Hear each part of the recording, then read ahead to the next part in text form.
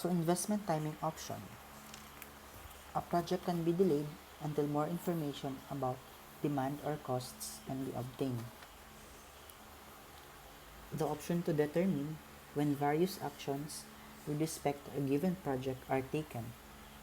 So, this option recognizes the firm's opportunity to delay acceptance of a project for one or more periods, to accelerate or slow the process of implementing a project in response to new information, or they would shut down a project temporarily in response to changing product market conditions.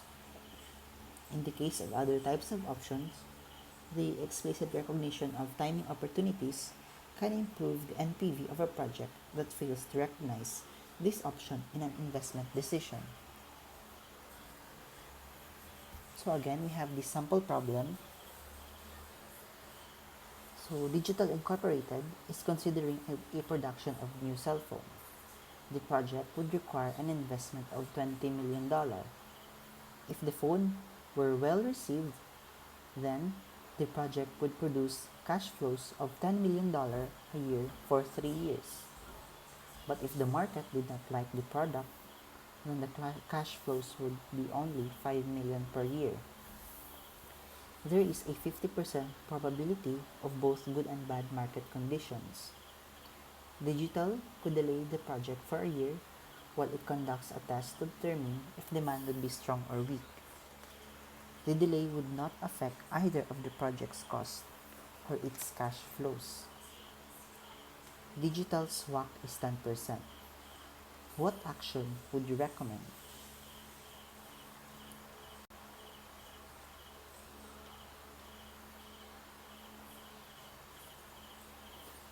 So in the first table, if you want that Digital Incorporated to proceed immediately or to invest now, in the first column, there is a strong and weak, so it depends on the market if it is good or bad. Both probabilities are 50%. In year 0, there is an investment of $20 million. In the strong market condition, the end of period cash flows would be $10 million, while in the weak market uh, condition, there would be $5 million for each year. So again, same computation at 10%, we get a 4.868. And by the way, they are in dollars in millions. On the weak market condition, we get negative 0.7566. Add both of them, we get a total of 2.698. The problem stated that both of them have probability of 50% each. So we need to multiply it by 50%. We get negative 1.349. So the expected NPV is negative 1.349 million. So in most businesses, having a negative NPV, they would not consider in pursuing that production, or they should not consider that production because it is a waste of money and also time. So we have this computation for the strong demand, substitute from the formula. Weak demand, we have still to substitute from the formula.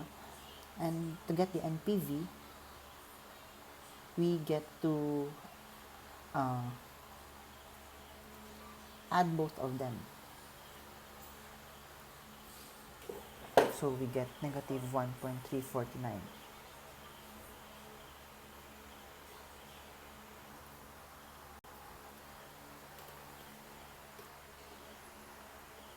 So in the table earlier, there is a standard deviation and coefficient of variation. So how do we get that? So in the previous table, we have an NPV for the strong market condition of 4.868. And for the weak market condition, we get negative 7.566. To get the standard deviation, which was discussed last time in our statistics, we need to get the sum of those. So we add 4.868 plus negative 7.566. We get negative 2.698. And then we get the mean. So there are only two values, so we have to divide them by 2. So the mean would be negative 1.349. Now, we need to get the NPV less the average or the mean. So NPV 4.868 less the mean of 1.349, we get 6.217, a positive number. Also, for the NPV of the weak market condition, negative 7.566 less the mean of negative 1.349, we get 6.217, also negative.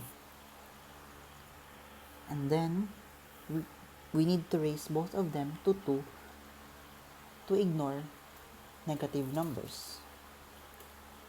So both of them produce the same, 38,651,089.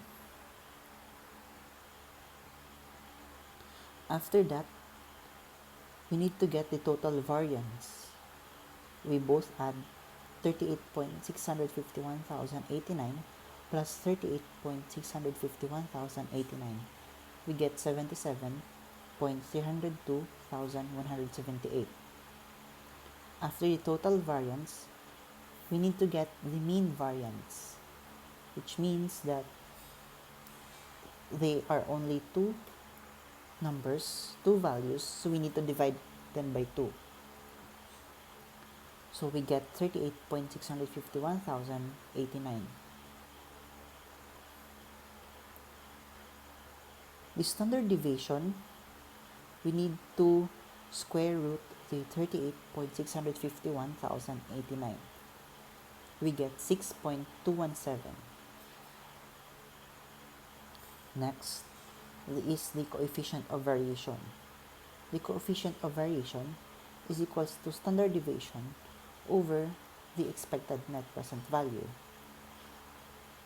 Since we have the standard deviation of 6.217 over the net present value of negative 1.349, the coefficient of variation is negative 4.608599.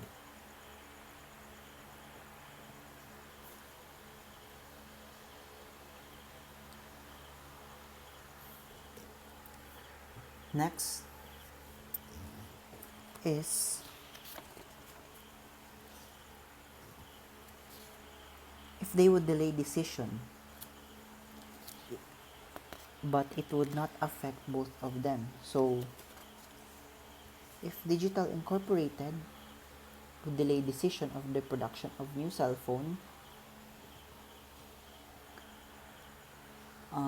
we need to compute for the ENPV if it is better to delay or it is better to invest now. So as you can see, it is still the same for the previous table. The NPV at 10% for the strong market condition is 4.868 and the weak market condition is negative 7.566. We need to get the total both of them, so we add them up. And then the total would be negative 2.698 multiplied by the probability of 50%. So negative $1.349 million. That would be our expected NPV. Same, the standard deviation, 6.217, and the coefficient of variation, which is negative 4.608,599. So here is the catch. Since Digital Incorporated could delay the project for a year while it conducts a test to determine if demand would be strong or weak. So they would delay the project for 1 year. So as you can see below the table, there is another table. the first row still in zero, but at the end of period cash flows, they're already moved up to fourth. So to compute this, it is still the same, NPV at 10%. For the strong demand, we get 4.425 or 4.43. For the weak demand, we get negative 6.878 or 6.88. Total both of them would be negative 2.45 and probability of 50%. So we need to multiply negative 2.45 by 50%. We get negative $1.23 million. So this negative $1.23 million is the discounted or the discount expected NPV under delay option. So earlier, we get the negative $1.349 million. But Digital Incorporated is thinking that if they would delay the production for at least 1 year, so we need to discount that for 1 year.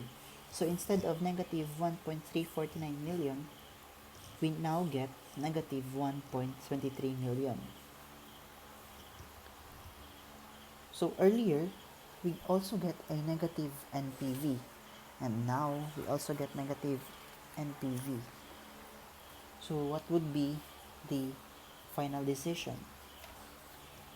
We need to compute the expected NPV with timing option, which is the discounted negative 1.23 million, and the expected NPV without timing option, which is negative $1.349 million. So we need to get the difference between them. It is $0.119 million. So Digital Incorporation is having a hard time for the production of new cell phone because both the NPV produced a negative number. So it is a bad timing for them if they will delay decision or they will invest now, because having a negative NPV, as I have said earlier, it would affect the company's performance, and it is also a waste of their time and investment, because it would probably went bankrupt because of not having enough details or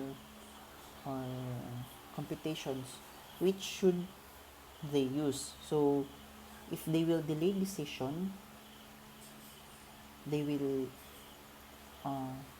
get a negative NPV, and if they will invest also, they will get negative NPV. So the action that I would recommend is they should not pursue the project. Why? Because both are negative ENPVs. They are unfavorable, as what I have said, they will end up losing their investments. Though if the market is strong, so it will have a positive NPV. But if a market is weak, there it will also produce negative NPV. Also, both market, the strong and weak, have 50% probability. So there is a 50% probability that it is a strong market condition, and also 50% probability that it is a weak market condition. All in all, there is a net loss. So Digital Incorporated should not consider or should not pursue the project of the production of new cell phones. And that would be all. Thank you.